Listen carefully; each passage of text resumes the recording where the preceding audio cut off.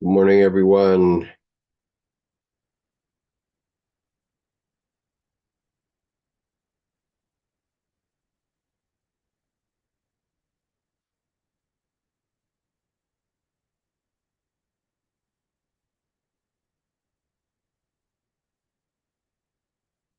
Good morning, Art. I'm sorry I have not gotten your Christmas present replaced yet. Um, I hope to do that this coming week. I've had a very busy couple of weeks here, just so you know. And let's see. I'm going to put the link for registering um, onto the chat right now, so that everybody has that uh, as usual. Um, and So if you want to be notified of when we do sessions, please go to um, this. Whoops, I guess I didn't pick it up. Just a moment. There we go.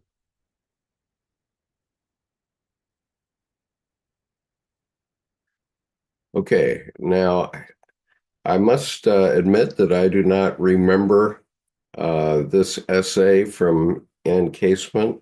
Ann Casement was a very respected senior Jungian analyst in London, and she she recently died. I regret to say, but I did interview her once, and so you can find that interview on this YouTube channel by going into the search.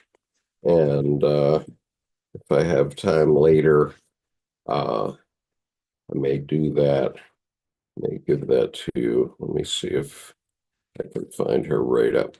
Ann Casement is a senior member of the British Jungian Association, associate member of the Jungian Psychoanalytic Association, member of the British Psychoanalytic Council, New York State licensed psychoanalyst who worked for several years in psychiatry from the late 1970s. She chaired the UK Council for Psychotherapy, served as the executive committee of the IAAP and on the Ethics Committee. She has lectured worldwide, published several books, and contributes articles and reviews to The Economist, as well as to international psychoanalytic journals. Um, Major publications: Carl Gustav Jung, 2001, Who Owns Psychoanalysis, 2004, and Who Owns Jung, and The Blazing Sublime. Uh, she served on the Gradivo Awards Committee in New York 2013 and as a fellow of the Royal Anthropological Institute and the Royal Society of Medicine. Her private practice was in London. Okay, so um, that's the brief précis on Ann Casement, who is the author of the essay that we will be discussing today. And the topic, I don't remember the topic, so we'll discover it together. But it sounds like it might be right on point for us here in the United States right now. O tempora, o mores. I guess that means oh the times, oh the mores. But that's my rough Latin translation. Don't rely on that. Anyway, we'll press right on. Okay. Is anybody here? Let's see. I hope so. Yeah, okay. We have a quorum. Okay, preface. This essay owes its title to the Catiline orations of Marcus Tullius Cicero, the Roman statesman, lawyer, philosopher, orator, historian, and linguist. Um, Those words, which may be translated as "oh for these times, oh for our morals," um, were in the expression of Cicero's disgust at what he saw as the evil at work in the Catiline conspiracy of first century before Christian era Rome. An account of this incident, along with further significant events from Cicero's time, feature in this essay as they bear comparison to modernity.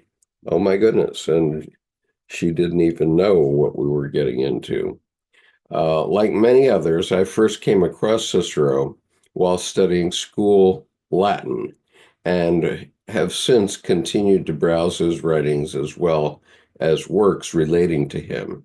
In addition, I had enjoyable conversations about Cicero and other prominent ancient Romans with a friend, the poet and classicist Robert Graves, and his wife Beryl at Canelon, their home in Majorca. With his Roman looks, military service during the First World War, and knowledge of Latin, Graves could easily have passed for an ancient Roman. And part two of this essay is in memory of him. Both Graves and Jung were born under the astrological sign of Leo, making their domains in places of mountains and water, ensconced in their leonine prides of women, of wife, family, muses, and followers, while Graves sported a lion's mane of hair into old age. Okay, so that's the preface. Part one, Cicero and Jung.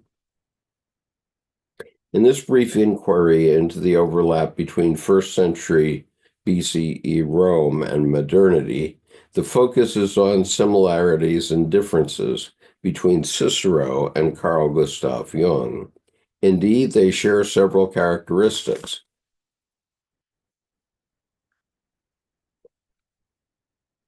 And Jung references Cicero in the collected works. Their mutual censure of the times in which they lived is exemplified by the above quotations from Cicero and by Jung's critical appraisal of what he called spirit of this time. He saw the latter as being negatively opposed to the spirit of the depths.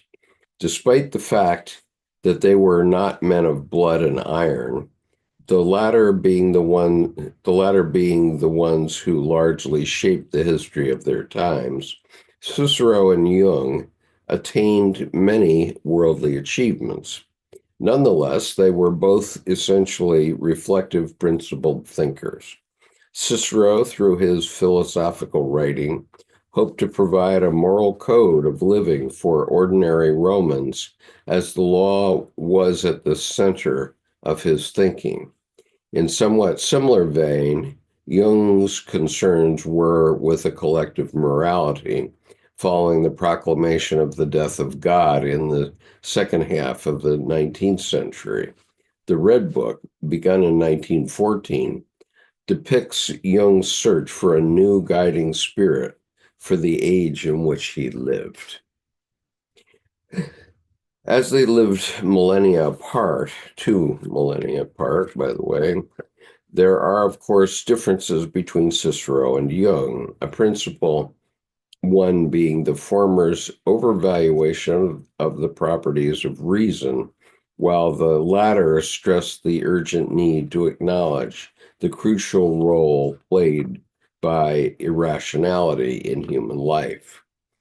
In his Red Book, Jung developed his notions of the self, shadow, trickster, persona, animus, mana personality.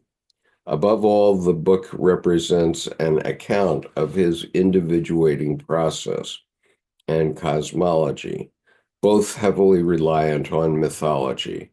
It is nothing short of Jung's search for his soul, which he felt could only be done through discovering his own myth. As there is a wealth of material in the book, this essay will focus on Jung's quest driven by the intoxication of mythology. An elaboration of Jung's and Cicero's myths will feature later. These will um, this will be related to the notion of the ambiguous trickster, a key figure in Jung's life and in Cicero's grayest crisis. Cicero's writings give an insight into Roman mores and provide the bases from which to explore retrospectively ancient Rome as a pivotal point in its history as it links to modernity.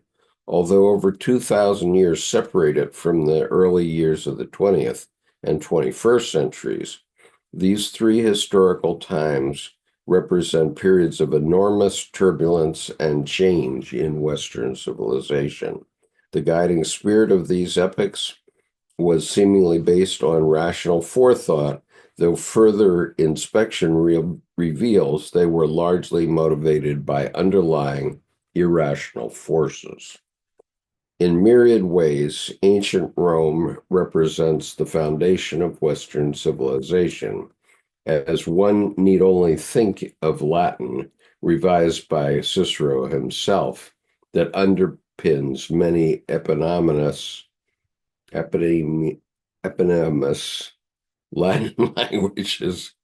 The revised calendar, Roman roads still in everyday use in many parts of Europe, democratic governance based on checks and balances, even Christianity, wherein the Pope is a recreation of the Pontifex Maximus, the head of the state religion.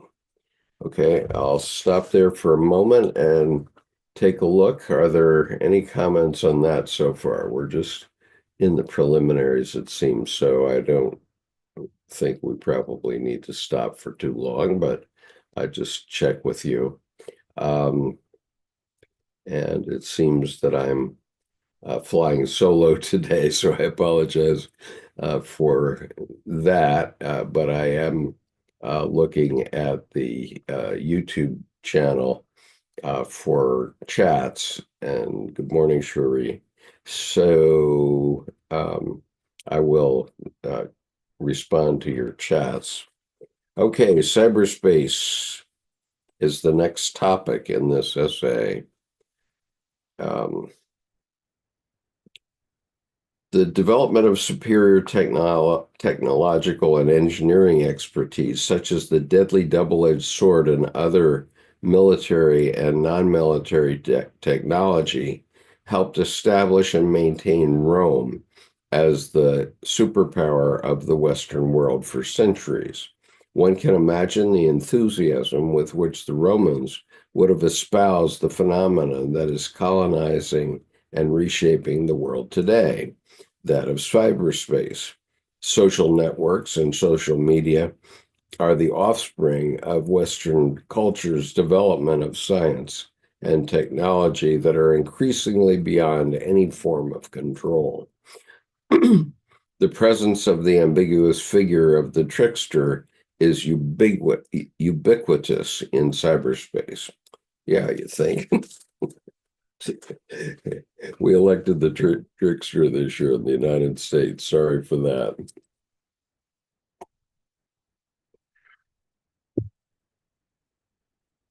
By the way, don't mourn democracy too much. All corporations that I know of are dictatorships, and mostly we all live under dictatorships, and the boss is always an asshole. So, so we're all familiar with that. It's just been pumped up a level, and I think there may be some people taking umbrage to the way our new president, once a new president, is behaving. And so we will see. It's going to be interesting. That's the Chinese curse, right? May you live in interesting times. Okay. Facebook and Twitter were obviously not available to Cicero or Jung, though one may fantasize about Cicero tweeting O tempora, O mores, or Jung, the spirit of the depths. It is the pithy message that has and always has had an impact on the generality. Other memorable slogans from Western historicity are Caesar's Veni Vidi Vici, Jefferson's and Lincoln's All Men Are Created Equal from the Gettysburg Address, and in recent times, Obama's Yes, We Can. The Brexit campaign's Take Back Control and Trump's Make America Great Again. These exemplify the evolutionary biologist, excuse me, these, these exemplify what the evolutionary biologist Richard Dawkins calls meme complexes, processes of cultural evolution by copyable behavior, such as words that exert influence on the generality as they are disseminated through time. In Dawkins' vernacular, the meme complexes of Caesar, Cicero, Lincoln, and Jung are still going strong. The tectonics reshaping the world in the past 10 years are the result of several factors that include increasing globalization, the major, and I have a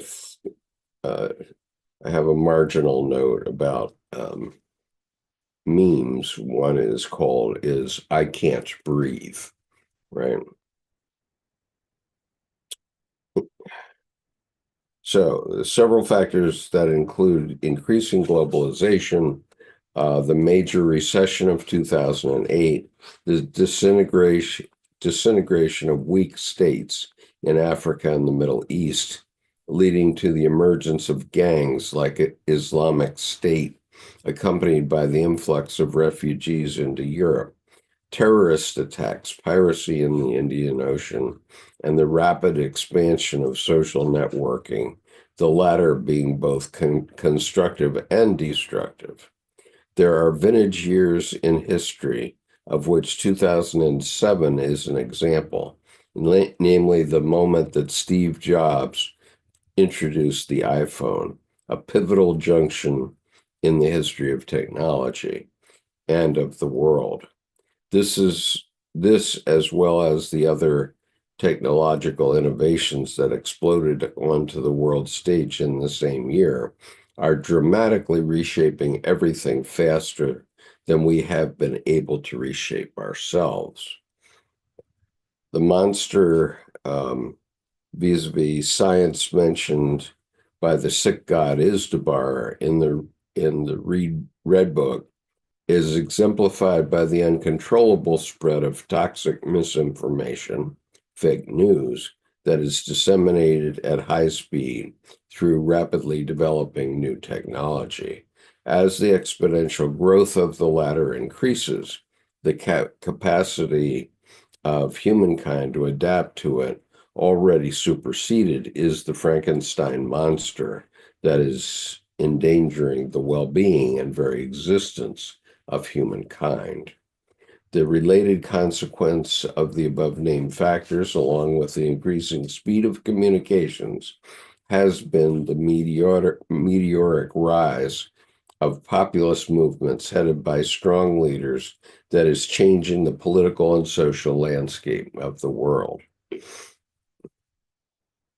From all quarters may be heard despairing cries at this reshaping of the world through this, apart from the current speed with which it is taking place, it is not itself a new phenomenon.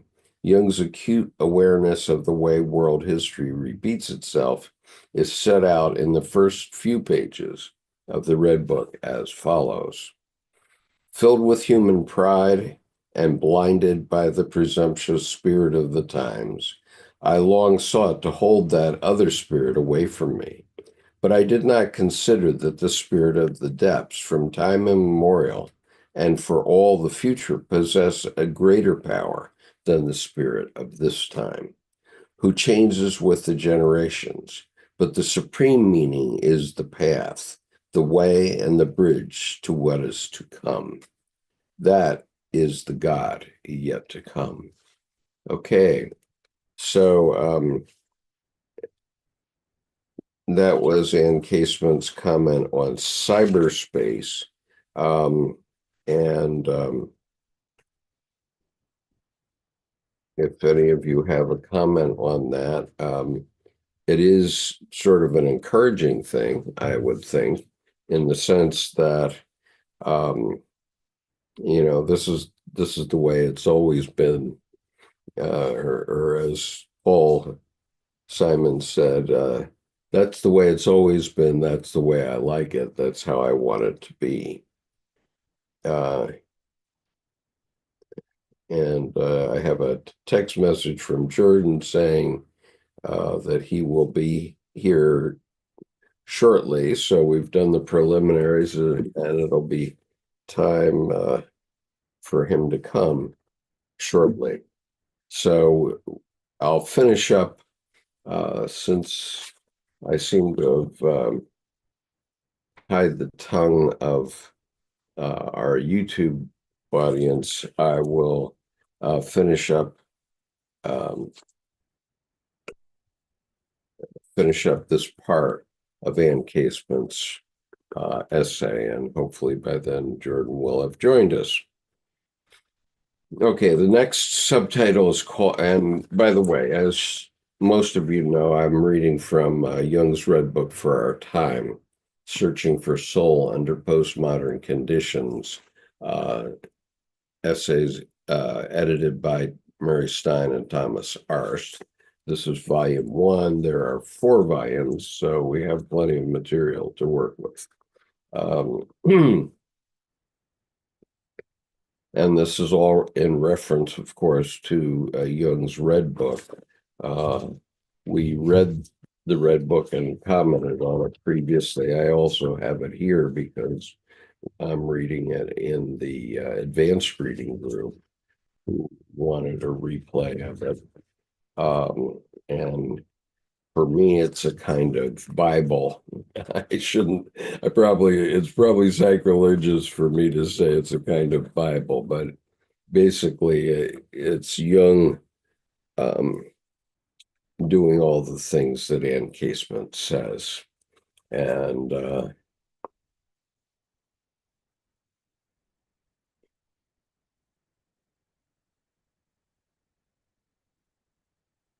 okay, Kathy says when they leave comments in chat, there's a delay before I see them. Okay, that may well be. And I apologize. I think that's the delay that's between when I speak and when it comes up on YouTube. So I'm actually, I don't know. I think I'm seeing the chat before you're seeing what I'm saying. So anyway, yes, there is a delay. Okay. All right, this next section, I'm in part 1 still of Ann Casement's essay called O Tempora, O Mores, The Way of What Is to Come. In the era that Jung was compiling his Red Book, the dominant spirit of the time was the buildup and subsequent outbreak of the First World War, followed by the horrors perpetuated throughout its duration. Jung was a visionary, exemplified by his visions in 1913 of the flood in which float the bodies of countless thousands of the dead, and the subsequent one of the Sea of Blood. Jung had these experiences in the year before the start of the Great War, along with the dream in which he slays the hero Siegfried. Of the latter, Jung states the following, quote, I must say that the god could not come into being before the hero had been slain.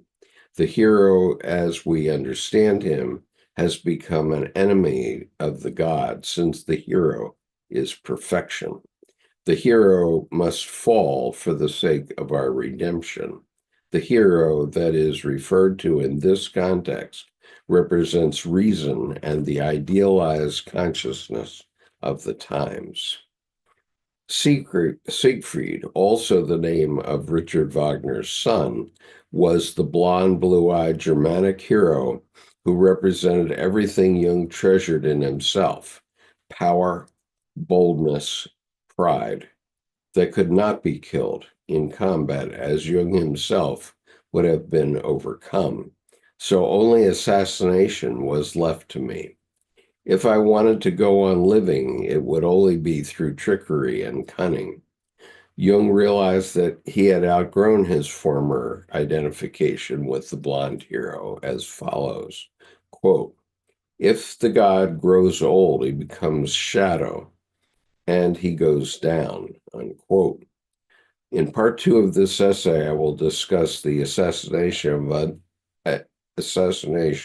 of another godlike blonde hero, Julius Caesar, which heralded the going down of the old gods represented by the worn-out ideals of the Roman Republic and the dawning of a new consciousness, i.e., the Pax Romana. In similar fashion, the assassination of Austrian Archduke Franz Ferdinand at Sarajevo in 1914 signaled the start of World War I. In the Red Book, Jung lays emphasis on the acknowledgement of the irrational, i.e., what is beyond reason, as being of vital importance for humankind.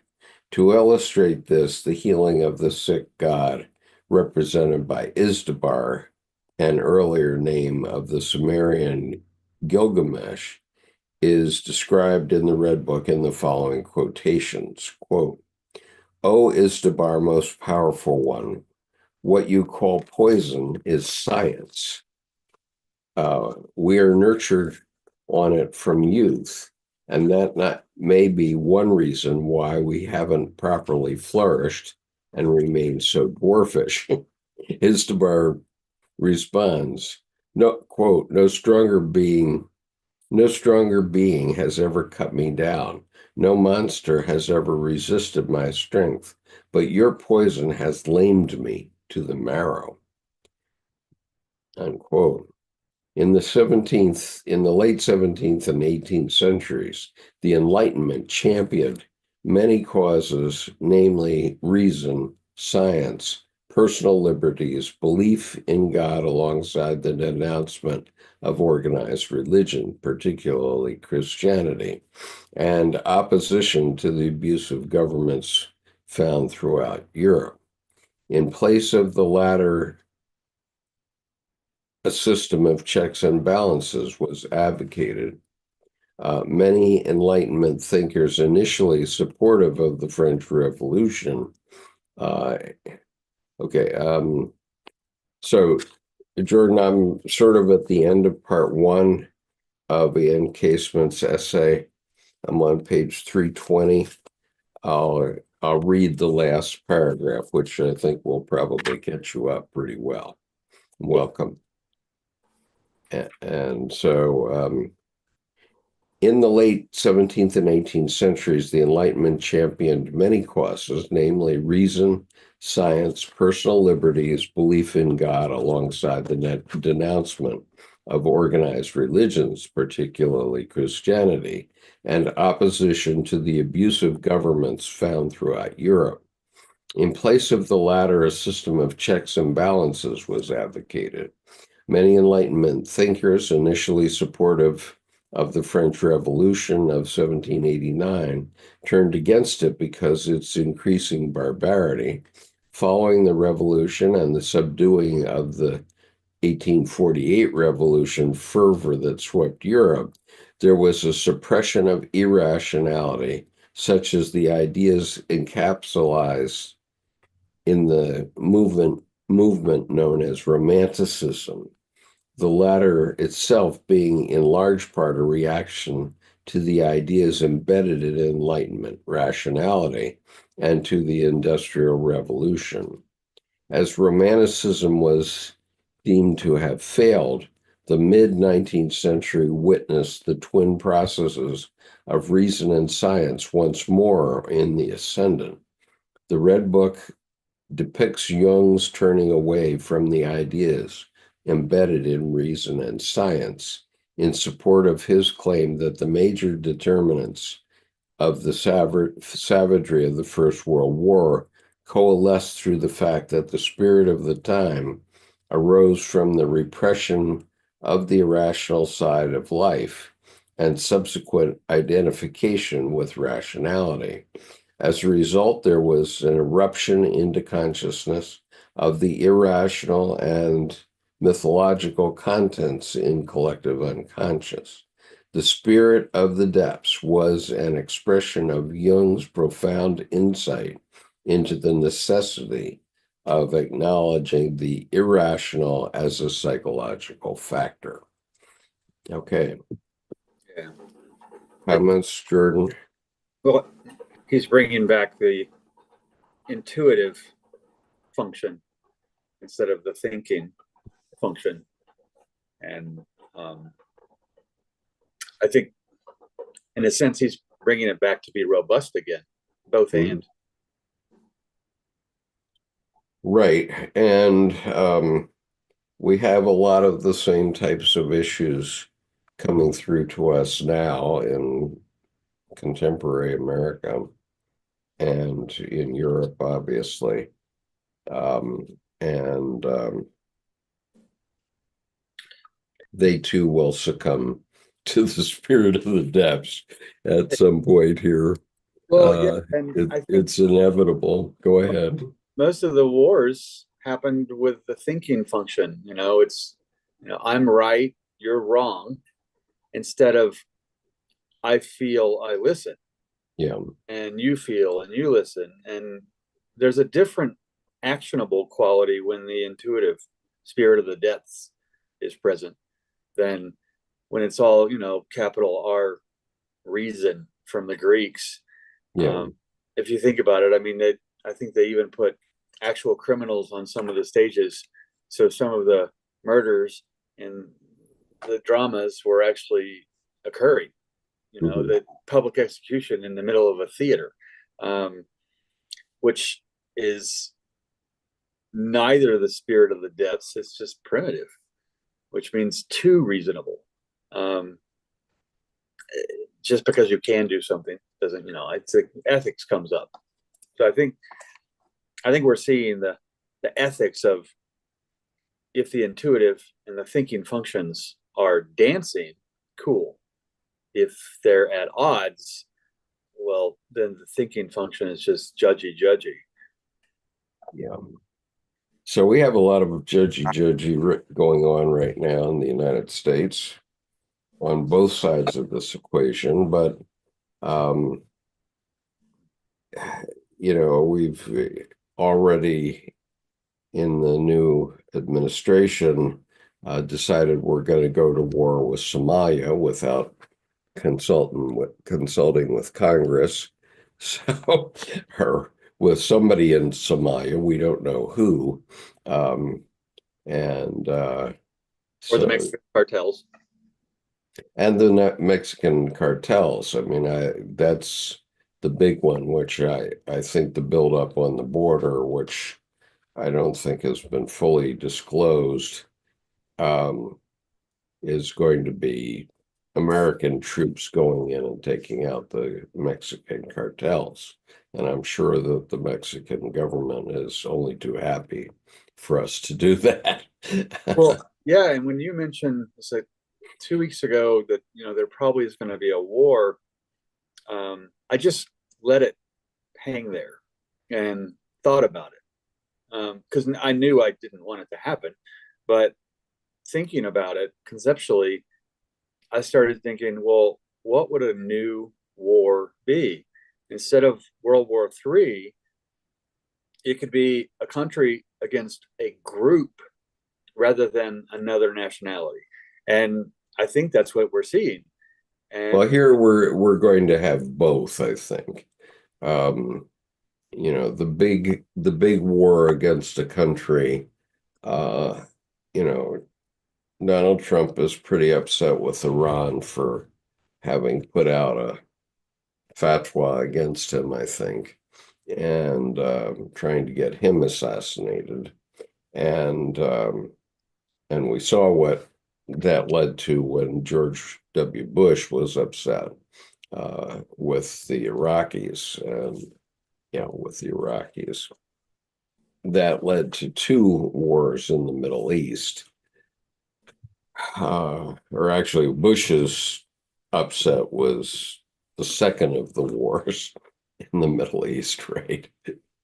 Um, but you know, we see that Trump is moving expeditiously. I'm sure the military and industrial uh, complex is going, yeah, right, and they're going to be humming along quite soon, I think, and the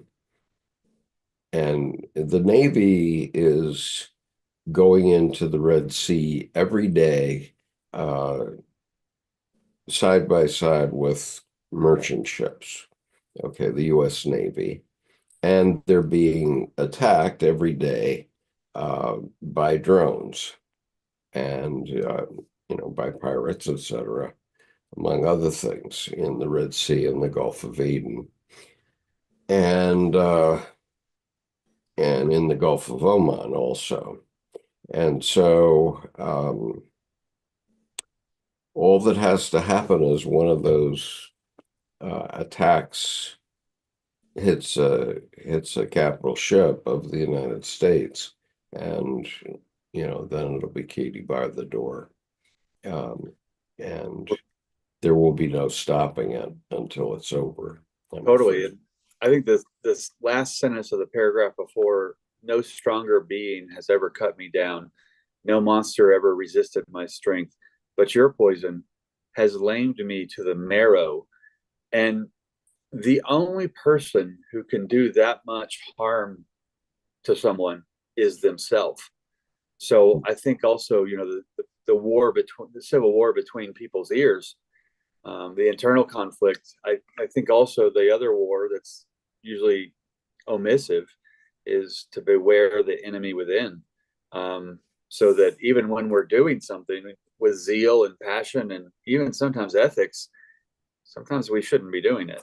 And I think there's a discretion and discerning quality instead of bullies on the playground. I mean, it's, and like you said, both. And in this sense, maybe even thrice instead of two. Mm-hmm. Outside group, outside country, and then inside. Sure. What's the conflict really driven by? And war's a habit, and it's a bad habit. I mean, wars and poor health are the two most profitable industries on the planet.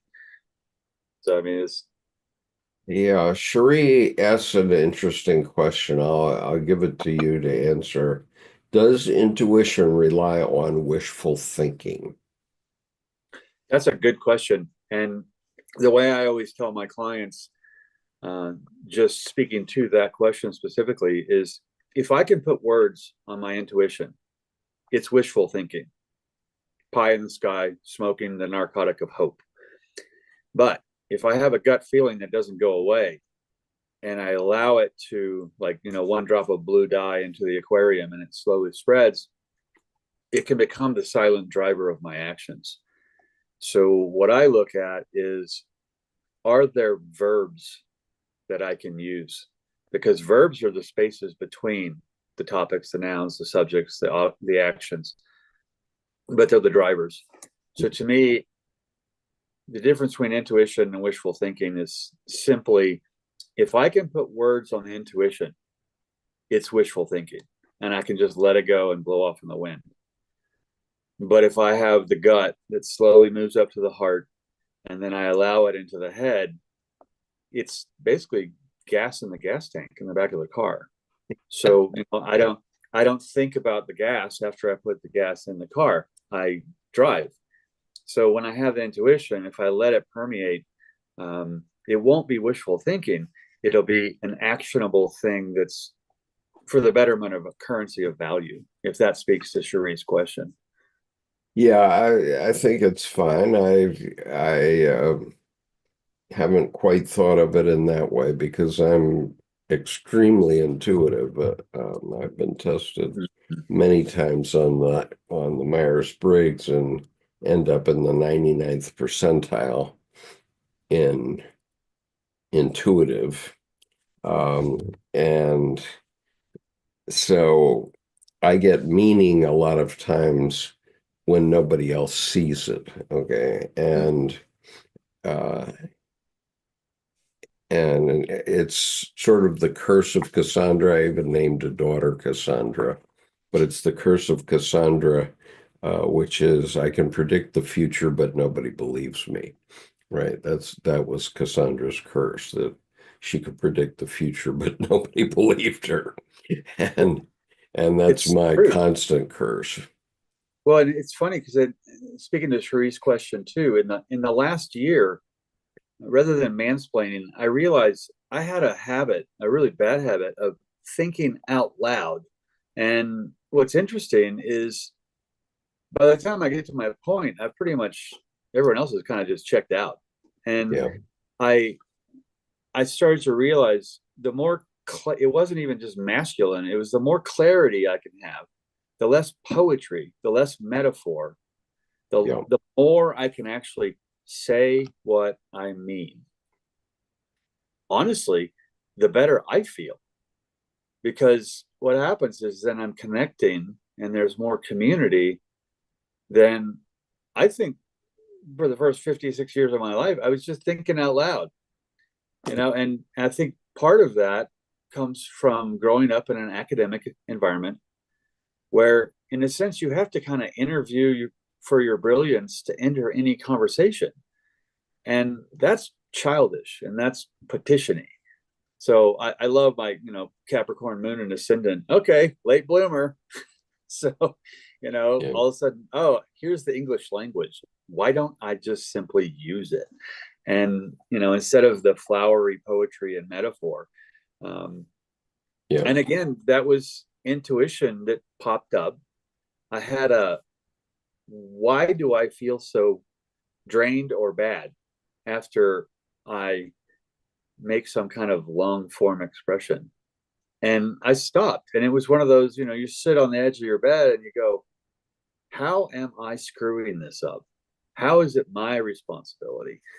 And it was leading. You called it arrows several years back. Like I'm Mhm. talking arrows. I think I was just leading straight from the intuitive function instead of allowing it to flow to the feeling, to the thinking, and then the sensation of do I do something with it or not? Do I say something with it or not? And so I mean, back to Cherie's question: is intuition wishful thinking? I say yes when you put words on it, Yeah. but no when you allow it to fill the gas tank. Yeah. Because I think it's the silent driver. Intuition doesn't. I mean, I'd say intuition would probably say validation is just for parking. It's like it doesn't need credit.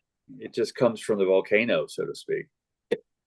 So Richard says, well, first of all, who created the technology of drones? Was Edward Snowden, Bradley Manning, and Julian Assange whistleblowers, terrorists, or heroes? And that's a tough one. Uh, I'm, Yeah, I'm, you gotta pick a side to answer the question, and then once yeah, you pick the side, you've picked wrong. I mean, it's like so you yeah. can't. That's the problem, and basically, they obviously violated the law, all of them, Mhm. and and yet they did humanity a huge service because they made us more conscious of Yeah. what's really going on. And Richard says, I often do the opposite of my intuition And Cherie says, like Nancy Reagan's astrologer. Okay, well, okay, maybe. Yeah, because the opposite is, uh, since we know from Jung and from Tibetan Buddhism and all of Buddhism that there's always a duality. That's where we get our energy. Um, that's what causes things to happen in life. Um, and and that's where comedy comes from, for example, because comedians are always looking at the shadow to say things about the shadow, and so on. So um, yeah, um, Well, that I think if you don't pick a side, you're complicitly on the side of both oppressors. And because if you don't pick a side, then they're both right and they're both wrong. But then once you do pick a side, then you have to be careful of your expectations. I mean, your blind spots. Now, is it tribalism, us against them, or is it what's right and what's wrong? And I think that, back to the, capital R Greek reason, um, you got to be careful of story, because once upon a time, I think I'm supposed to believe this. There's never the end. It's that you're misled by your blind spots. And at the same time, that's certainly not a call to inaction. And I think, like you said before, when your dad showed you the ships sailing out, well, they're going to make rank. And well, that's like a a corporate gratitude event for the military. Let's go yeah, let's go be thankful. yeah. And then politics just Well, and becomes. in fact, that statement to me was probably a traitorous statement. Yeah, Okay, from the military's point of view, because what he was saying there was, we don't have to be at war, but we're going to war. but I want to raise. Yes. Yeah, but I want to raise, and we're going to war. And that has continued to happen. And and so when the first administration of golden hair began, I told a very conservative friend of mine um, that I was glad that it was happening then, because maybe my grandsons would be able to survive it, because my Mhm. grandsons weren't old enough for service. But now they are old enough for service, and now it's an issue in my family as well. Um, Mhm. and so, and Project 2025, in case anybody didn't notice it, says that when you register for the draft, you now have to acquire an MOS. Now, since you don't acquire an MOS in the military without training, uh, except for cannon fodder. I mean, you could be, your MOS could be cannon fodder and never put on a uniform. But if you want to put on a uniform and be anything from a rifleman on up, you're going to have to put 6 months to a couple of years into service, which is what the draft did. And so what they're doing is reinstituting the draft. And I don't think they know what they're doing, because actually I approve of reinstituting the draft, because I think everyone should take up national service. And for a couple of years, I think it's good for growing up and maturity. And uh, I think that we tended to be less dogmatic, I would say, about what our military position is, um, when we had a draft and people were protesting against it. So it was slowing the government down a little bit. Okay, but we got no brakes on it right now. So there's a real issue. Now, Well, I think that um, that brings back to the turning away from the ideas embedded in reason and science in support of his claim that the major determinants of the savagery of the First World War coalesced around the fact that the spirit of this time arose from the repression of the irrational side of life. And I think really what is interesting there is I disagree with the word repression. I think what happens is up until age 42, one of those life's midpoints, we have no idea how powerful our irrational side is, because the word irrational is a concept from the thinking function. And I think that the thinking function would say intuition is irrational. And I think the intuitive function would just roll its eyes and say, no, all reasons are unreasonable, still continue to act. So the irrationality of, I can't see the gas in my gas tank when I'm driving my car, but it's what's making the car go vroom. And I think then that is a very clear, visible analogy to intuition, where just because you can't see it, feel it, think it, do it, doesn't mean it's not happening. So I think intuition is, in a sense, that place where magma under the ground becomes lava as it erupts, and then it just simply has. So, Jung coming to this quote unquote repressed or irrational set of contents, I think it's coming to he just got his driver's license for himself at 42, which is, that's between ages 39 and 42, depending on, your constitution. That's usually when you take the helm of the next rite of passage of birthing the rest of your life, but you're the parent of yourself. yeah. And it's a big I, shift. who are you? You're talking about Hegseth. I'm sorry, I was reading. Huh? No, I was just talking about with Jung at age 42. Oh, at age 42. Okay. It's not Um, rational anymore. It's the intuition is a thing. And intuition, instead of being irrational, would say, no, all reasons are unreasonable. okay, so there's uh, a bunch of questions, all boiling down to two or three questions. So let's address these. Lijo, or what is it? Yeah, Lijo G says, how many are interested in the active imagination techniques? Okay, well, fair enough. In this group, everybody is interested in it, or you wouldn't be here, because what the Red Book is a giant active imagination, which we say regularly. Here's the Red Book right in front of me.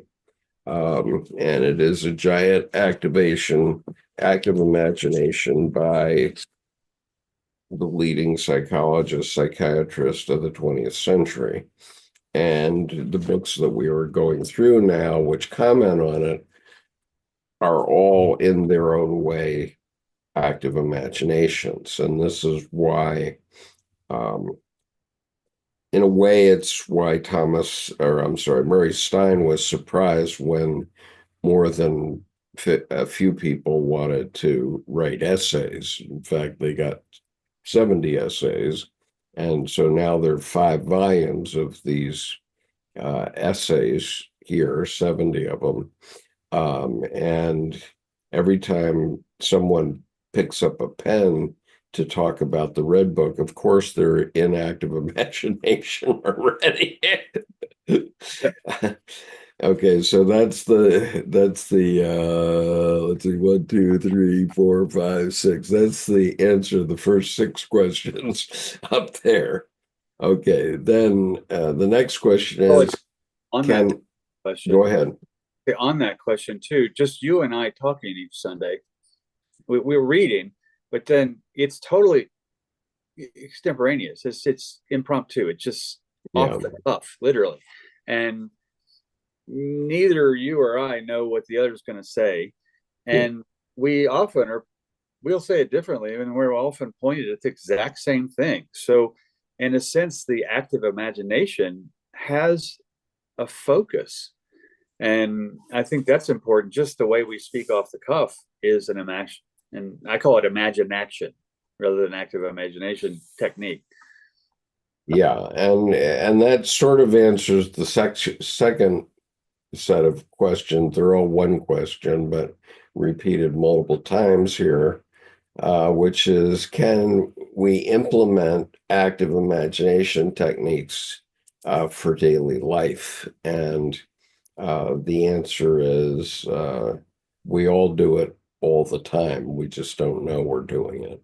And that's why I've really started to be continually attracted to my analogy of gas in the gas tank. I go fill up my car with gas.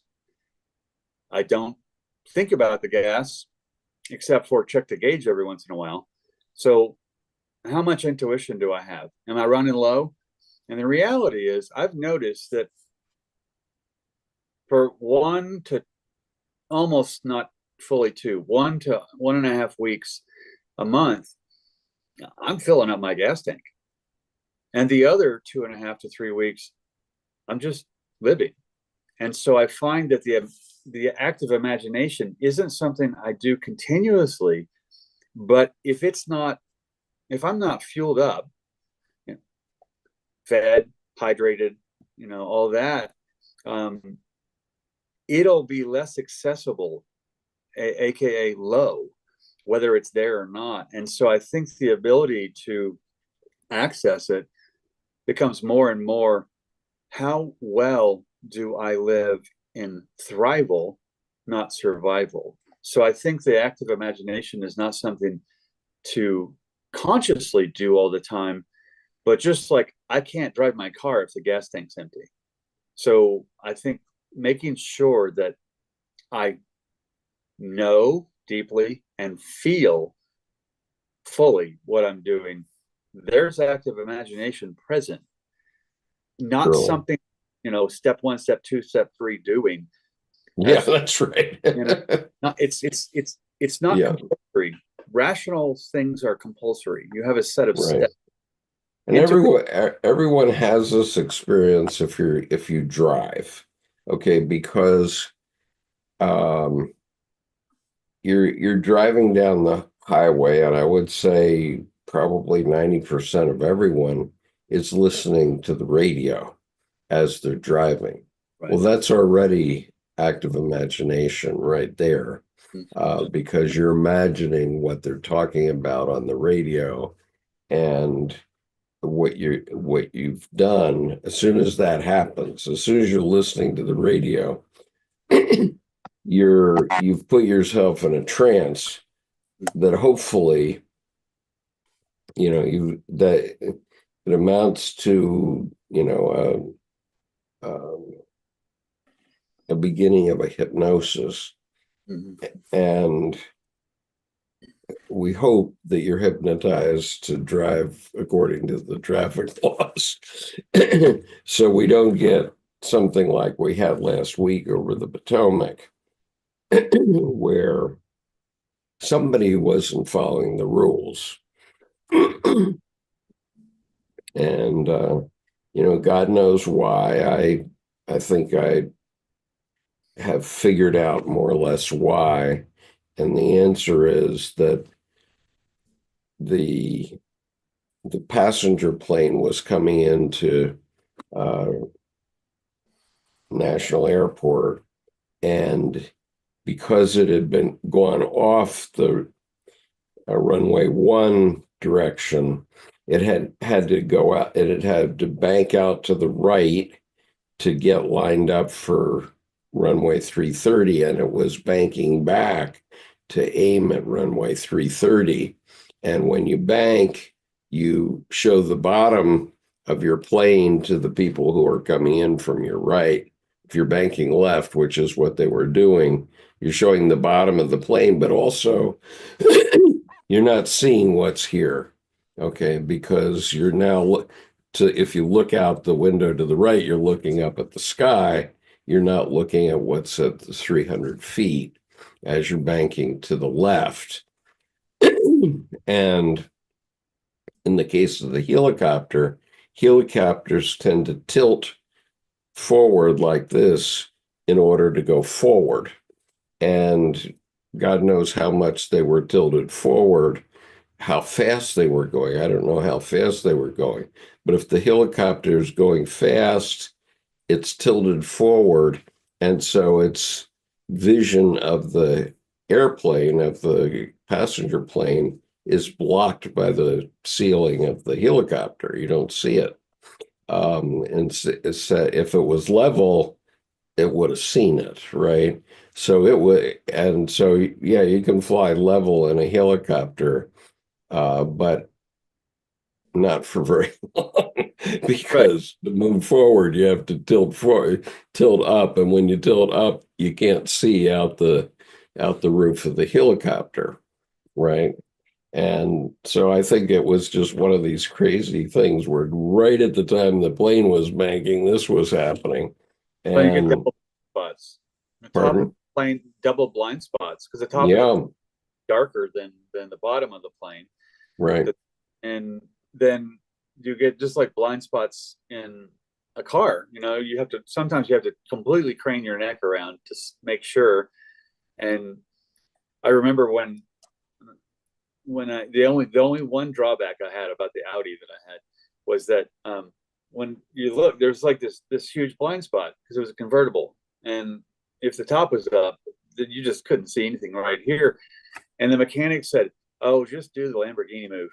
I went, "Well, what's the Lamborghini move?"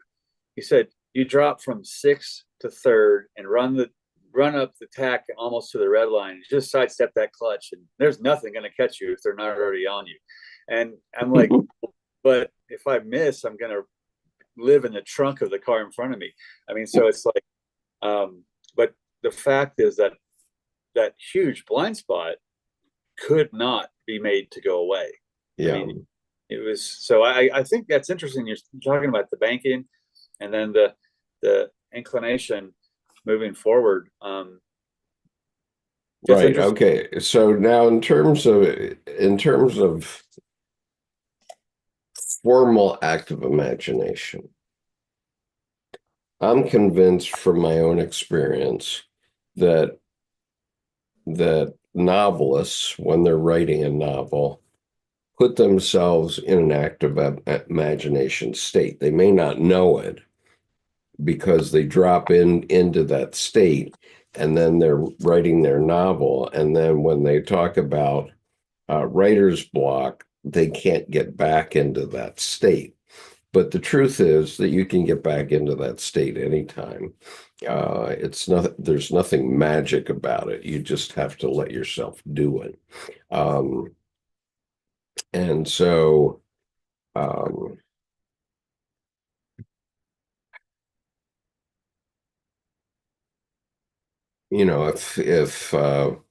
if I say any word uh, or give you any scenario, you can immediately imagine it. So let's say I'm gonna say a word that none of you will be thinking about right now, and the word is elephant. Let's say elephant. There's now an elephant in the room. And so is the elephant in your room, or is it in my room, or is it in Jordan's room? Right. Right? And now the elephant takes a step forward and she puts her trunk down and she uh, nestles her baby that's right next to her. Well, we've just done an act of imagination right there. Mm-hmm. Okay. And so, all you have to do is imagine some characters And if you need any characters, just look at any of my paintings because they're original characters in all my paintings. Well, You're free to pick any one of them and turn them into a 20-year cartoon. Go ahead. I was going to say, and your elephant piece is beautifully apt to respond to the writer's block piece, because my view on writer's block is that you're trying to get back, past tense, to that state. The thing is, that state is now gone. Yeah. The point is that past state is a distraction. So people try to drink it into being and drug it into being, and even meditate it into being. Well, now you're living in the past. Well, what's the present tense of the novel you're writing? What's the next line? And what's interesting to me is, I think Mark Twain said, of course, truth is stranger than fiction, because fiction has to make sense. Yeah, and, right. and truth doesn't. So I think that goes back to Cherie's intuition versus intuition and wishful thinking. Sometimes I've had a couple of philosophers at my table, and when they go off, they don't go off in an intuitive way, they go off in a rational way. And it's Mhm. like maybe one verb in 3 minutes and a series of adjectives, like a New York Times art critic review, flowery, robust language. And at the end, they go, "So what do you think about that?" And I always say, "I think that made too much sense to be worth a damn." And their wife will be sitting there, and she just, starts laughing. And then I realize, checkmate.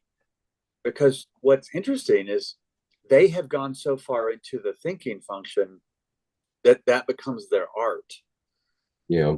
but they So yeah. sometimes don't know what they're saying. So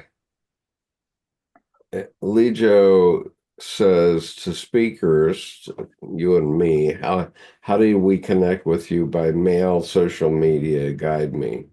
Okay. On Threads, I'm Skip underscore Conover. That's Threads. On Blue Sky, uh, I'm Skip Conover, I think. And I'm swearing off of X, so let me not bother you with that. And I'm Uh, not Go on it. ahead.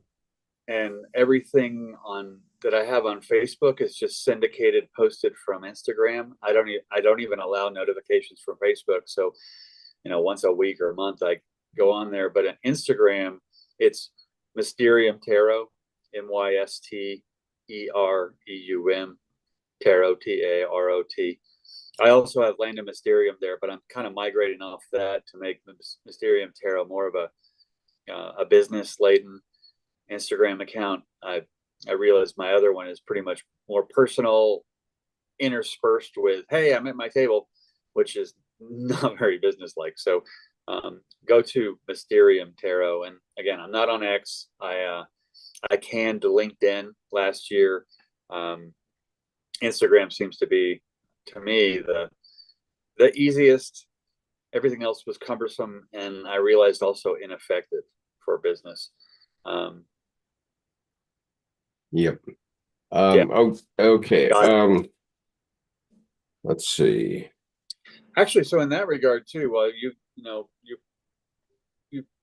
step off for just a second, the idea of even social media is kind of our casual active imagination. I mean, community becomes another bigger scale version of active imagination. And I think the quality of how people interact, how much do you share, and how much do you share has discretion and boundaries? How much do you listen? And I think the big kicker to me is between relationships and social media Do you or do you not weaponize things that have been shared with you? And to me, listening with empathy, you don't shame and blame. There's accountability and responsibility for sure.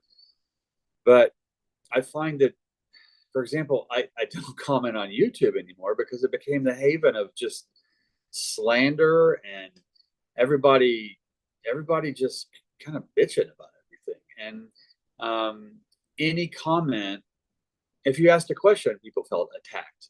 And that's a certain form of probably previous neglect. But the reality is, I think when people ask questions, questions imply interest. I mean, if you've ever done sales, questions imply interest. No matter how angry, passionate, or joyful the question, if someone asks a question, that's interest. So even if they're at war, so to speak, with you, they're still engaged. So if you, I think back to social media, I've started finding when I respond to someone and they respond back, either with a question or with a wonderful response, cool.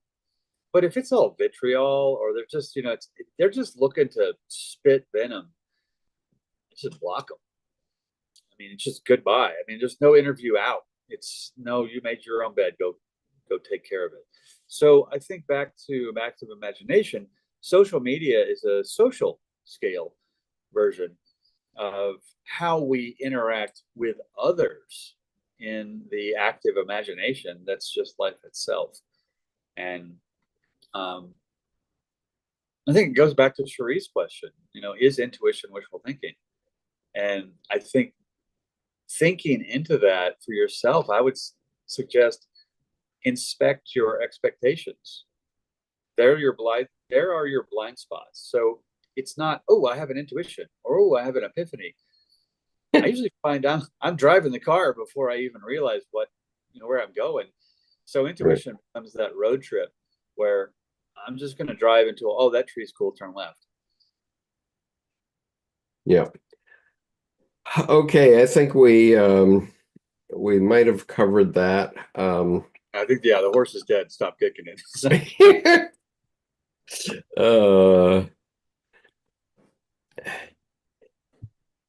Yeah.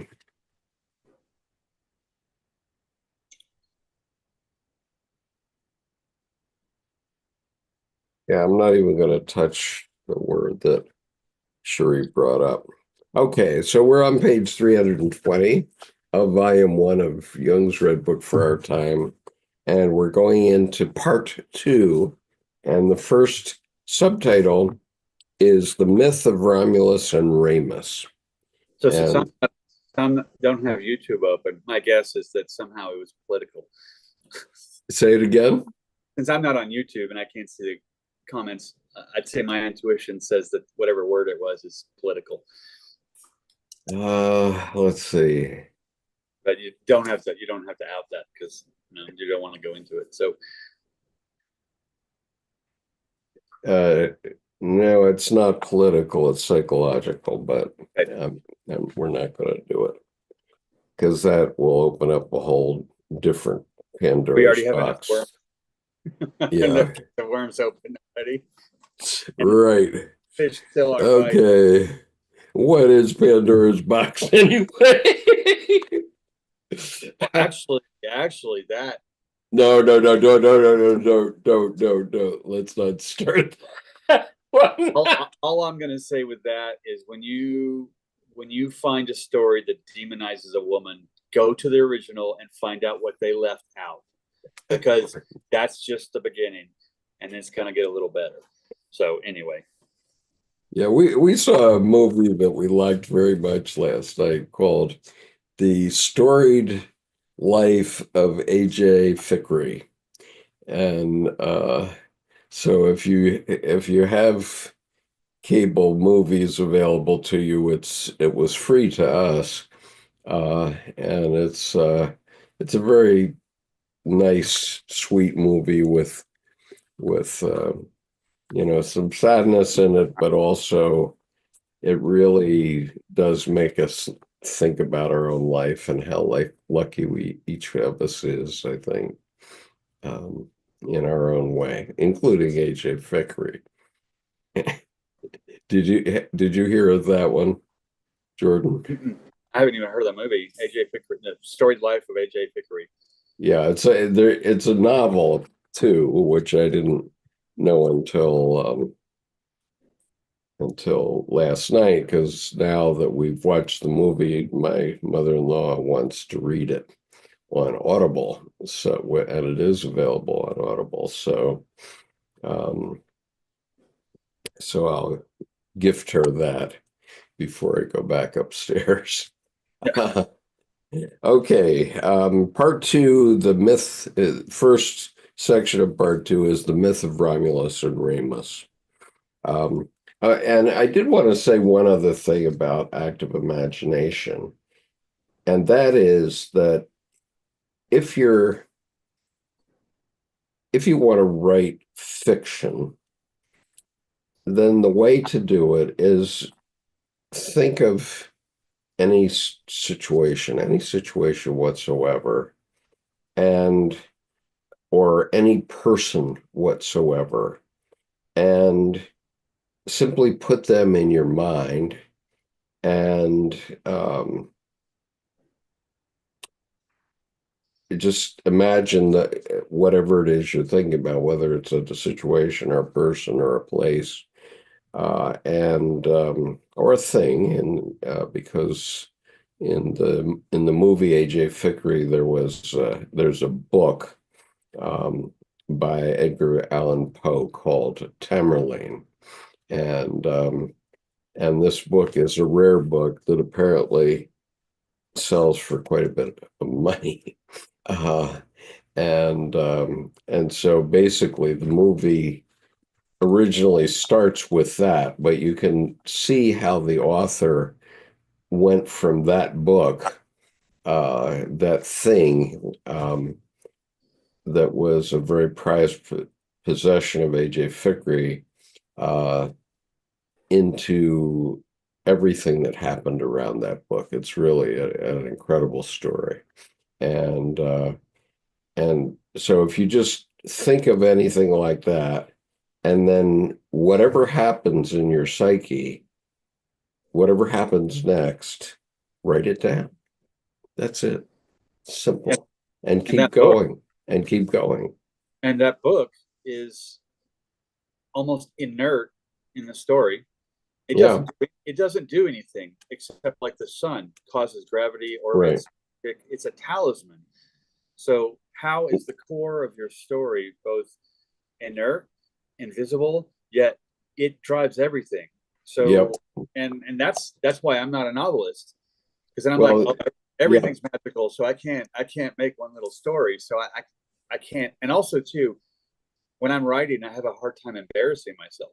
I have a hard time scaring myself. And I think right. that's one of the things too, is to be able to write the human condition with absolute truth and honesty is an ability to embarrass, to joy, to all kinds of verbs. And when I'm writing, it ends up starting to become too academic, and I'm just kind of, I always say, vomiting pretty words, and I'm like, nah, that's not gonna do anything for anybody. I should flush the toilet instead. Yeah. And I mean, and what I was saying, I'm just going to show my current painting project just to give a sense of what I'm talking about. I'm actually quite a bit further along than this, but this painting I'm going to call American Dream. And I got that idea because I saw these two lines here, and then I saw this mouth. So I saw you know, someone who's in a dream, okay, headed off to the right. And from that, then I started to do other things in it, and lots comes out. Like I'll just pull it up here. So you can see this guy who is looking off suspiciously at this woman, and these other people are looking down at him like, what the heck's going on? And, just from that, I mean, you can imagine roads, you can imagine all kinds of things out of this one painting. I mean, uh, if I wanted to, I could write 10 novels about that one painting. And Interesting about that one is quadrant 1 and 2 are separate, and quadrant 3 and 4 are like one landscape. So it's like you have two above one. I'm Which, sorry, I have to look back at it. Let's look at it again because I don't know what you mean by quadrant one and well, like two. Colleen's 1, 2, 3, and 4, top right, top left, quadrant 1, quadrant 2, and then quadrant 3, place of creation, bottom left, quadrant 4, bottom right. It's interesting to me that quadrant 1 and 2 are, in a sense, there's like this curve, the horizon, the earth, on the bottom, where I don't see as much of an axis or a division on the top or on the bottom as I do on the top. The quadrant 3, bottom left, bottom right, seem to be one, and then the top left and top right seem to be almost half and half. So it's interesting because there's a unity of 3 and 4 at the bottom. So in a sense, the place of creation goes straight to action, and then you have this story above 1 and 2 of intention and dream. Because usually I can kind of quadrant 1, 2, 3, and 4, and what I think is cool about this is this curve from the middle on the right to the actually almost directed and pointed to the bottom corner on the left, except you have this, this magma mud living purple Yeah. thing. Well, there's a lot going on in this painting already. As much as you see, this is actually where it was a week ago, and I've put another 15 hours into it since then. And but I'm just seeing something as I'm looking at it. I'm seeing here's a lipstick, and here's two eyes on a fairly large face here. Um, And it's interesting, the walnut center is almost in the middle, and mhm.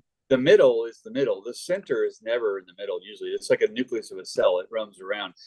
um, the middle is dimensional, the center is the focus. And it's interesting, that kind of walnutty thing, I've seen it small, but is almost right in the center of all, where the bottom comes to the top too. Yeah. So So like, wow. anyway, as you even look at this much of this painting, you could easily write 10 novels based on it. Just let yourself think, okay, now what's happening with this woman with the lipstick that I was talking about? What's she doing? And if you think about her, even if you think about her stationary, she will begin to move. She does begin to move. And all you have to do is take dictation after that. Right. Right. Well, it's Um, funny because the only published book other than some poetry, that I wrote, was the book from my tarot deck. And I was writing and I'm going, this is getting too long. It's supposed to be for kids. And what the reality was, instead of for kids, it was, I need to say something that I can understand instead of trying to be brilliant, which is just folly and way too intellectual. And so I just turned on my MP3 player, and here's an active imagine technique: walking, just walked around my office, mhm. talking as if I was each character. So kind of like you're saying with a novel, take that person and what do they do? What do they say? Just take dictation. I just talked, and I'd only allow myself to talk for a certain amount of minutes, and then I'd move to the next character Mhm. and a certain amount of minutes. And that was then play it back at like half to three-quarter speed. I just take dictation and type in what I said. And what I found is with speaking, I typically wouldn't get off topic, but I would say something original. There'd be some little gem in the middle of a bunch of other stuff. And then I would talk about, then I'd erase all that and talk about that thing. And little by little, it honed down to only pick up the gold nuggets. Don't even reason with all the ore and the sand or whatever. It's like gold painting. And you toss sand and stuff back to the river, but you don't want to talk about why you're tossing the sand back. So if it was a not thing, I didn't reason with it at all. Okay, so let us go on. Romulus and Remus. Romulus and Remus.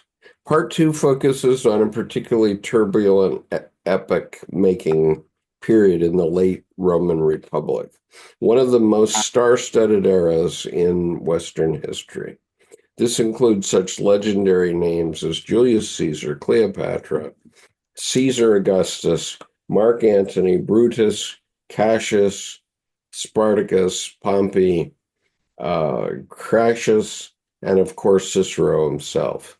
It also represented a huge transition from the Republic, which came into being with the downfall of the ancient monarchy in 510 BCE and lasted until the foundation of the empire in 27 BCE under Julius Caesar's grandnephew and adopted son Octavius, later renamed Caesar Augustus.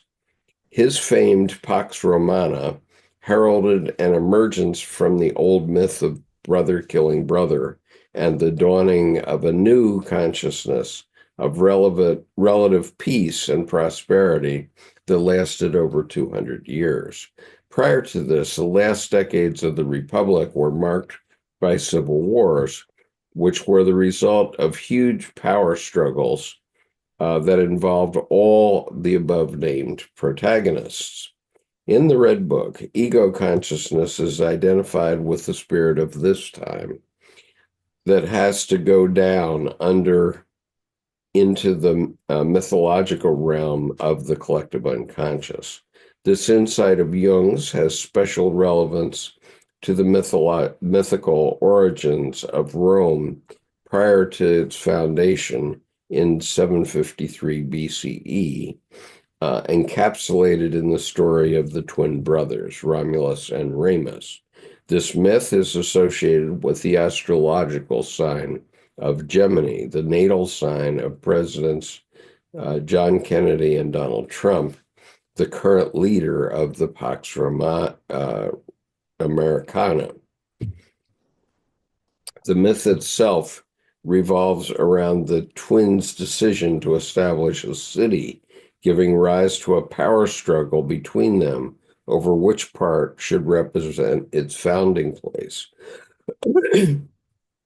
Remus, standing on the Aventine Hill, one of the 7 hills of Rome, saw 6 vultures overhead and decided it was the place. Romulus, on the other hand, stood on the Palatine Hill and saw 12 vultures flying over it, so he, in his turn, decided that should be the founding place. The fight between the two ended with Romulus killing Remus, thus becoming the first king of the city-state of Rome and giving it its name. The Palatine became the most desirable part of the city, with the wealthiest and most powerful patricians having their luxurious homes there. The Aventine, lying across from the Palatine with the Circus Maximus between them, was the dwelling place of the poor. Success and failure, prestige and shame, there expressed in the very geography of the city, were the twin poles around which Roman life revolved. The theme of polar opposites engaged Jung's creative thinking in the Red Book, wherein they are articulated as the spirit of this time as opposed to the spirit of the depths. The fratricide portrayed in this myth became imprinted in the Roman psyche throughout the long history of the Republic. In its dying days in the first century BCE, its founding myth resurfaced with a vengeance at the assassination of Julius Caesar. This, in turn, led to the Great Civil War of the Republic between the followers of Caesar on one hand and his assassins, led by Brutus and Cassius, on the other. These opposing forces finally erupted within the Caesar camp itself between Mark Antony and Octavius. In his work titled On Duties, Cicero critiqued Caesar's depraved ambition and cited him as one of the most vicious autocrats of history. In the turbulent months following Caesar's assassination, it was Cicero, through sheer force of character, who took charge of the state and came to stand for future generations as a model of defiance against tyranny. An inspiration first to the American and then the French revolutionaries. President John Adams, one of the architects of the Constitution of the United States, held Cicero in high regard and incorporated the latter's ideas on governance and the law into it. The myth of Romulus and Remus also foreshadows the origin of the Romans' superstitious reliance on omens and augurs, so that the perceived pragmatism, discipline, and rationality they were renowned for throughout their long history of dominance were underpinned by irrational beliefs. The ambiguity of living one's myth is in evidence here in obedience to Schopenhauer's will, blindly taking its course, both individually and collectively, to the way of what is to come. Yeah, that Comments? that it renews the Cain and Abel myth, the fratricide, the brother killing brother. Mm-hmm. It also brings to mind, from a current event standpoint, this whole concept of the 15-minute city, where everyone has a digital ID and you're told what you can eat each week. And 15-minute city is a really polite way to say concentration camp, Mm-hmm. internment camp. So I think the Circus Maximus, the bread and circus in between, the rich and the poor, the only thing that's really common is the Circus Maximus. I mean, one is the rich and the poor. One is absolutely different than the other. Other than, everybody goes 6 feet under at the end. Life is fatal. So, yep. It's, I think back to Cherie's question, is intuition wishful thinking? And, winners vision winning and losers vision winners. And so it's when you stop competing and comparing, and you have the courage to actually live your own novel. I mean, how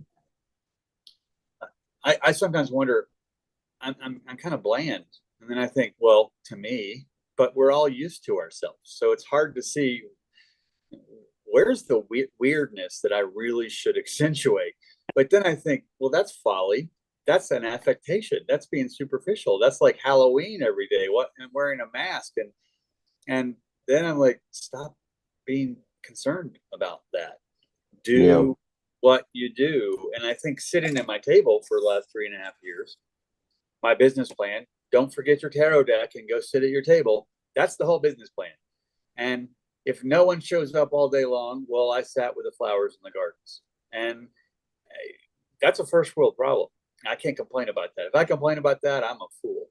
And and what's interesting is the whole prove, show your work, explain why.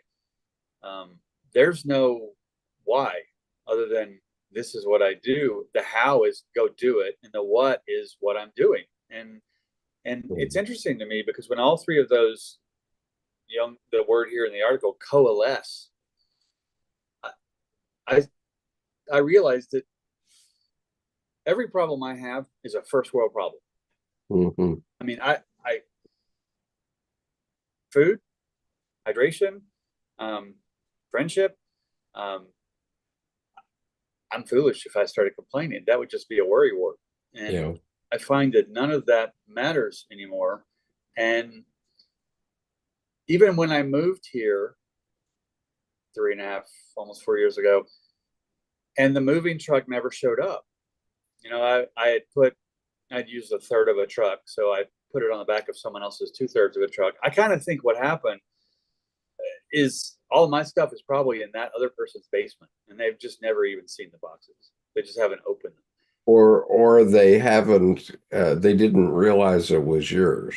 Yeah, exactly. And so they tried to charge me, for example, for storage. I wrote 3 months of free storage into the contract because I still didn't have a house when I got here, and I figured I'd give myself 90 days. That seemed reasonable, but the reality is they're like, well, but you're going to owe us. It's like a year and a half later. Well, there's 18 months minus 3 free for storage. I said, no. The contract starts once you store it. You don't know where it is, so day one hasn't occurred yet. Yeah. And so just simple. No, I don't believe you. What's interesting though is then I showed up with just me and a tarot deck, and I walked into a bookstore, and just the owner's name was Nomi. I knew her from Santa Fe, and from her bookstore there. And I walked in and said, Nomi, you don't know me. And she goes, oh, punt. Keep going. What do you want? And I just said, well, I'd like to set my table up, but I don't want to interfere with the 2 entries. Oh, we haven't had a reader in 2 years. We lost ours. So here, I'll show you exactly where to go. So I showed up with nothing and immediately had everything that I needed. So I think that perspective is important, because then instead of amassing more and more and more, and then, oh, this is a cool box. I should keep this box. I could use it someday. It's like, no, that goes into the trash or the recycling. And it's interesting how simple it became. And honestly, I think that was the beginning. We're talking about, fratricide here, which is civil war, in a family. Right then, I think the war between my 2 ears started to go quiet. Mm-hmm. And I wasn't trying to be reasonable with what I wanted to do. And that's when the idea to me came. It's like people who need laws to do right and not wrong. Those aren't good people. Those are bad people on a leash. And I realized, oh, I don't like doing harm to people. Yeah. Maybe it's the pugilism and martial arts, and I had enough of that, got it out of my system. But the whole back to, I think Cherie's question, intuition versus wishful thinking. When you can get the civil war between your own ears to go quiet, you can feel the deep knowing and just live it. And you don't have to, oh, I had an epiphany, and show off on social media. And I think it's interesting that I see a lot of social media is people having this just open diary about everything going on in their life. And I'm like, is it a cry for attention, or is it a diary?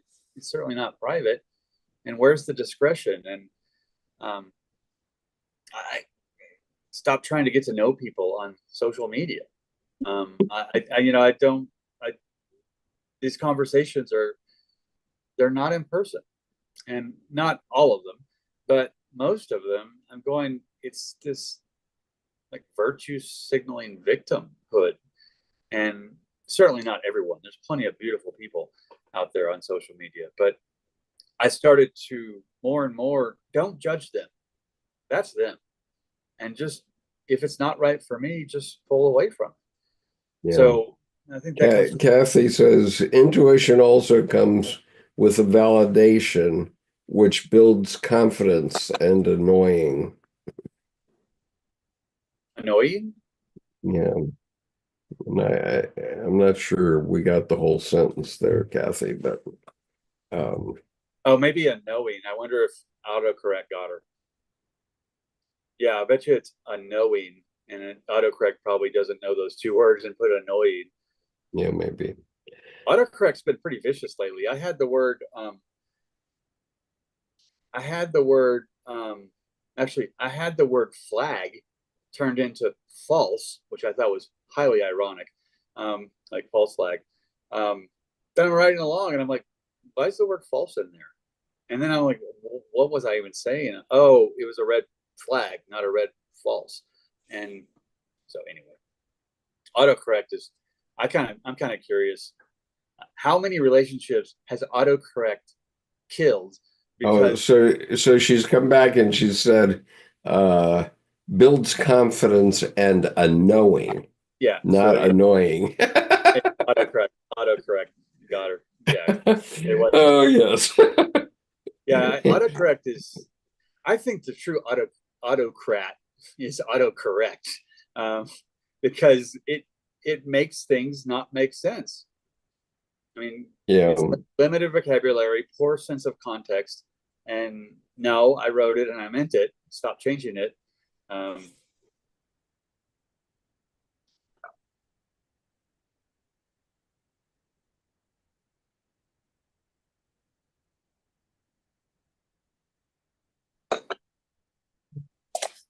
So Cherie says,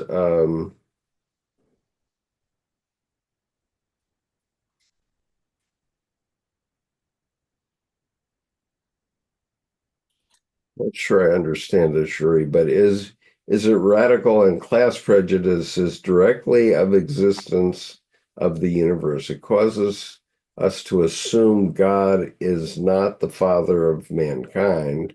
Then it causes men not to be the father of mankind, quite logically.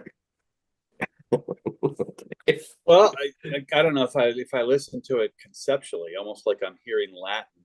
Um, Yeah, if I hear it conceptually, the only thing I really get there is, everyone thinks the father of creation. I'm like, well, where the hell's Shekinah, the mother? I mean, so yeah, that's I think any divinatory or divine or religious statement that only deals with one side or the other is implying that God itself is the universe and not a mother and a father. I mean, even the whole concept of came from nothing. Well, how does something come from nothing? And and then nothing becomes a thing. Well, then where's the bang before the big bang? Who birthed? So I'm curious with her statement, and maybe she could clarify a little more. But father yeah. father of creation eliminates the mother of creation in the statement, and it does imply there is a capital O other. Maybe the mother is all around that. Yeah, yeah, But at the same time, it seems a little prejudicially biased towards the patriarchy a little bit instead of Amazonian culture with a matriarchy. Um, and the thing is, here's the thing: the patriarchy subjugates the woman, and the matriarchy subjugates the man, and so neither is worth much of a damn. And yeah. I think I laugh every time I see equal rights for women. I'm like, well, thank God they don't want vengeance. It's like, because Right. they certainly, Good make that Lord. case. Amen. Well, a lot of people, right? So Yeah. there's an old story about how a doctor, a lawyer, and a civil engineer are having an argument at a cocktail party over which was the first profession. And the the doctor says, "Well, God created uh, women out of Adam's rib. So that was obviously a surgical procedure. So he was obviously a surgeon. And the civil engineer says, well, no, because before there were people, God created the heavens and the earth. And that's obviously a civil engineering job. And uh, and then the lawyer says, well, um, God created the heavens and the earth out of chaos. And who do you think created the chaos? Uh, oh yeah, the attorney, the lawyer. Yeah. And I laugh. I heard last week someone said, yeah, well, God created a woman out of Adam's rib because the rest of Adam was just defective. Yeah. He just took the one piece that worked. So let's see.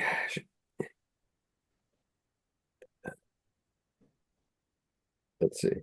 Then the dilemma is a cruel one. If my father is not the story of creation, and all of those who are different backgrounds of my culture must be some other gods, or worse, that they are cosmic bastards cast upon the sea of life without mooring, course, or anchor.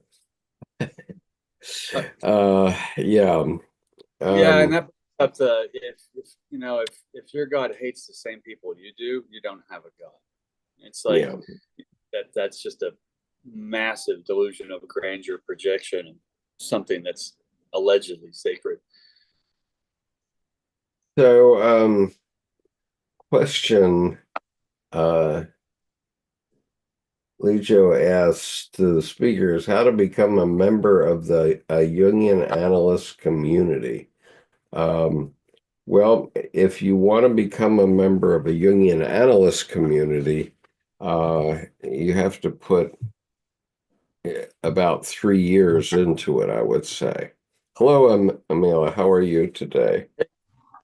Um, because even if you have a PhD, you're not accepted as a Jungian analyst until you've been to a Jungian institute and they've given you a blessing. They don't even give a degree. They just say, okay, you're good. You are a Jungian analyst now. And so the Jungian analysts actually are I mean, they are licensed under psychotherapy laws here in the United States, I believe. And so if that's what you mean, then, there are Jungian institutes in New York, Philadelphia, Houston, San Francisco, Chicago, and I don't know where else, but oh well, and then there's Pacifica Graduate Institute in And then there's one California. in Santa Fe that every September or August has the Creativity and Madness conference that Dr. John Jackson has Right, but spoke at. I'm not talking about that. I'm talking about the formal study that one needs to do to be a Jungian Oh, analyst. You yeah, really that's have just a to, no PhD in psychology is going to help you on that because the PhDs in psychology don't even want to talk about Jung, and they want to stick with rationality and which is more Freud. clinical, Huh? and yeah, more clinical psychology instead of analytical psychology, and that's then more medical, which leans towards psychiatry more than psychology. Right. And I so, think that a lot of psychology is more behaviorism, B.F. right, Skinner, and unfortunately, his wheelhouse was torture techniques for the CIA, and I think behaviorism is pretty much a torture technique to try to do some look right. at the mathematical So, ultimate. if you're talking about our community, all you have to do is go to the um, Mailchimp Let me just see if I still have it. I did. I received some kind of weird email, like someone was suing Gaia because they had some kind of episode on their website about psychics and Central Intelligence Agency. Uh, And I'm just like, what does this have any? You're suing people for knowledge? What? That's so weird. yeah. I mean, there are some scams about right now. Um,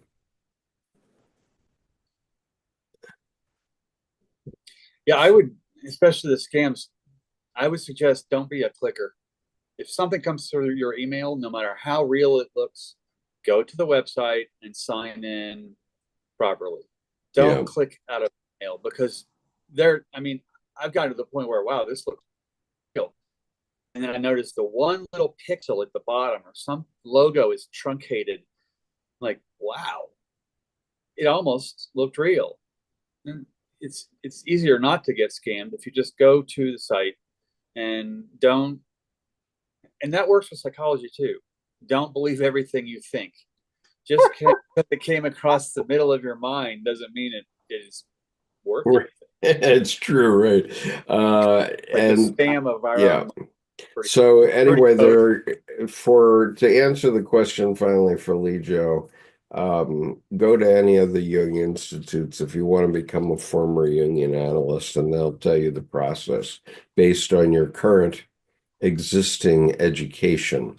right. But the reality is that in most states, including Maryland, you first need to be um, licensed. I mean, you can work on becoming a Jungian analyst, but you have to first become licensed as a psychotherapist, which means rationality, and then you can start practicing, and nobody knows where you're whether you're practicing Jungian analysis or not.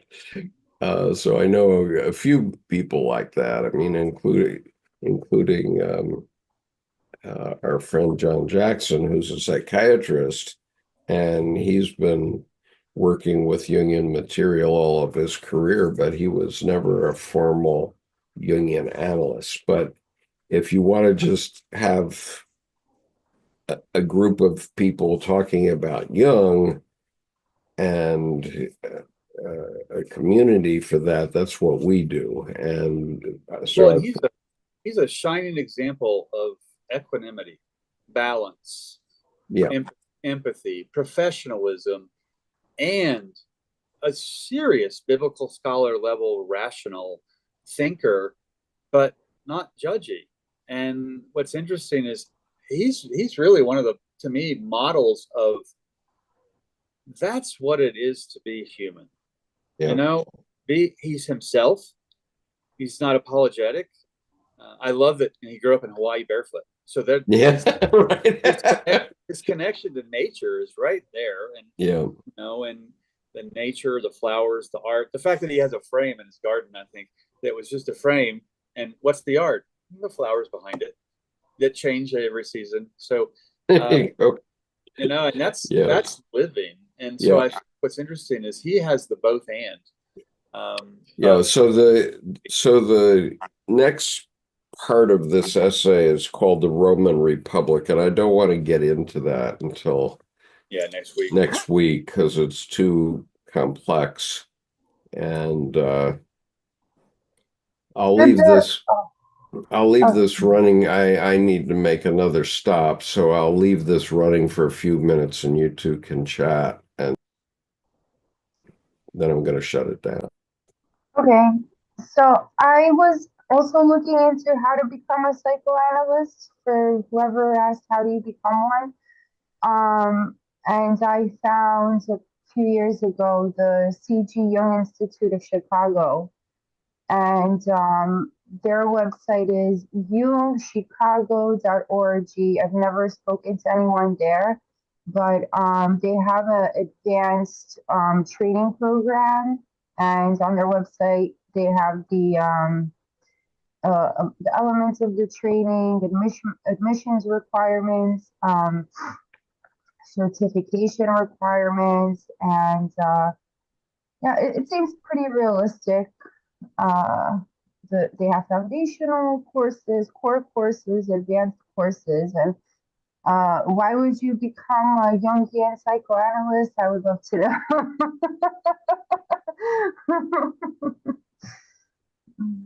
Well, yeah, and I decided years ago when I was about to go apply to PhD program in psychology, and Was that then recently years ago or before you became an architect years no, ago? it was 2010, Oh, okay. which was when I was about to publish my tarot deck. And then it was 4 years before I shut my architecture firm down and just went full-time tarot. And what's interesting is, which I had the firm for 12 years, but I decided if I go back to school, I'm going to hate psychology. I mean, I don't want to be told anymore. So in a sense, I was right at around age 42, similar to Jung doing the Red Book. And I decided, no, I don't need any more validation. Validation is just for parking. I just need to go do my thing and make my own rules. And it's interesting because in a sense, instead of getting a PhD, like I was going to graduate again, I finally graduated from the first 42 years. So, and then With the the rest of certificate or the graduate degree? it was going to be a PhD. Oh, okay. Counseling psychology, and I just went, I don't need another degree. I have a black belt. I have an architecture degree. I should degree myself, and that's when the architectural well-being came up. And I'm like, I'll just make my own system and not practice psychology. I'm not a psychologist. I speak with pictures, and it didn't disparage psychology, but I knew if I went to a graduate degree in psychology, by the time I finished, I would probably hate psychology. It would cause me to, unlove what I loved. So, Yeah. Well, I was what I would wondering, say is that Jungian psychology is the way the mind actually works. yeah. Okay. welcome And back. thank you. And what psychologists do, especially these days, is just try to give you a fix. And often that fix is some sort of pharmaceutical that they're pushing. Well, and the funny thing is, I was talking to a psychologist last week, and she said, the big problem with most psychologists is that they don't know how to cut off the past from the person. They want to discuss how to right the wrongs. She said, but that's rumination. And if you're a gardener, whatever you water grows. So if you're watering your previous problems, you're dwelling on strengthening those problems, and you're never going to get past them. She goes, that's why we compost stuff in the garden. So I get my clients, she gets her clients to push the stuff down and start now. And that's the hardest part. Take the first clean step and not be burdened by everything that's occurred in your life. And it's interesting because then the burdens become blessings because you allow them to nourish. You wouldn't be here now without them. Yeah. And then that makes shame walk the plank. And your story so much reminds me of this one time when I was in Brazil, and I don't know if there was like a witch in the neighborhood or a priestess, but someone was clearly doing macumba, and they were throwing all their spells into the water, into the lagoon. And then one day I'm walking with my ex, and I see all these things walking up, and I'm like, oh my gosh, I have to take a picture of this. This looks so interesting. Look at all the trash and all the beauty and human trash. And Max was like, don't take a picture of that. It's bad luck. It's cursed. That's Macumba. And I'm like, what? So I took a picture of it, and then I had a whole lot of nightmares, and I went like completely psychotic, and I kept seeing things flying around me like evil spirits and smoke and everything. And I'm like, holy shit, I have to delete this picture. I'm sorry for the language. I have to delete this picture. The first thing I do is I wake up, I turn around, I look at my bag, I'm like, delete, delete, delete. Well, Uh, that's what's interesting, because it's like that the happy bouncer of the higher self let in someone who wasn't on the list. It's like, I was yeah, making my colonial mindset problem. yeah. So Lijo has said uh, he says he's from India, Mm. and is it achievable to become an analyst? Well, yeah, very definitely. Many famous analysts are of So, Indian origin these days, and even uh, I've spent a lot of time in India. I've been there 44 times since 1991. Um, and you can get a doctoral degree anywhere, including some online university, and as long as you can get the state licensure people to accept it and you take the test, then you can practice psychology. But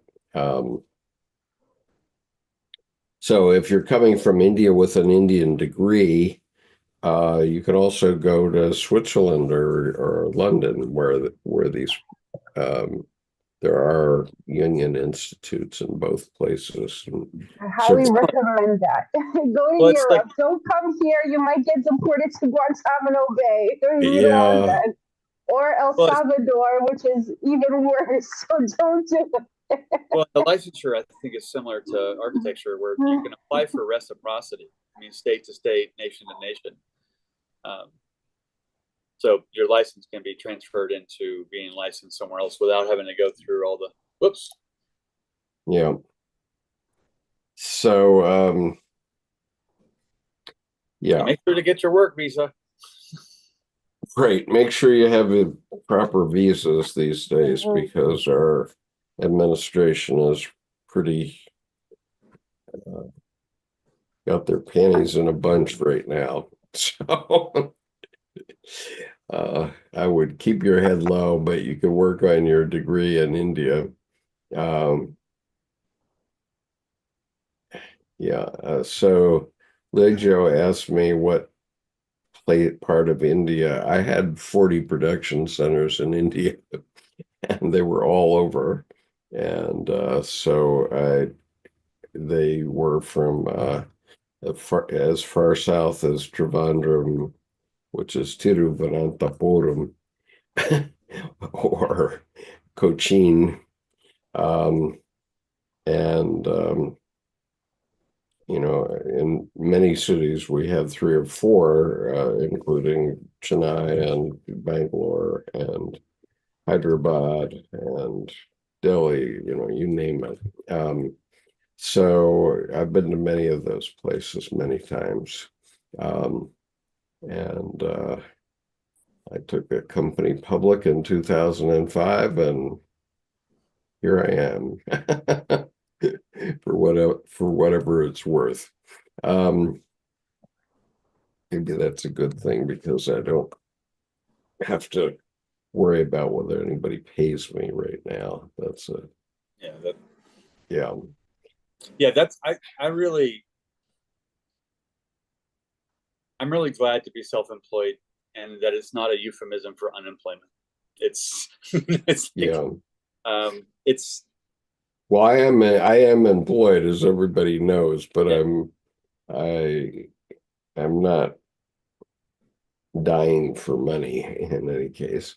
right, Um, right. and Cherie says Switzerland is the best from what others have told me, and I expect that the Jungian Institute in Zurich is probably among the best. I think New York City and Houston are also very highly regarded, and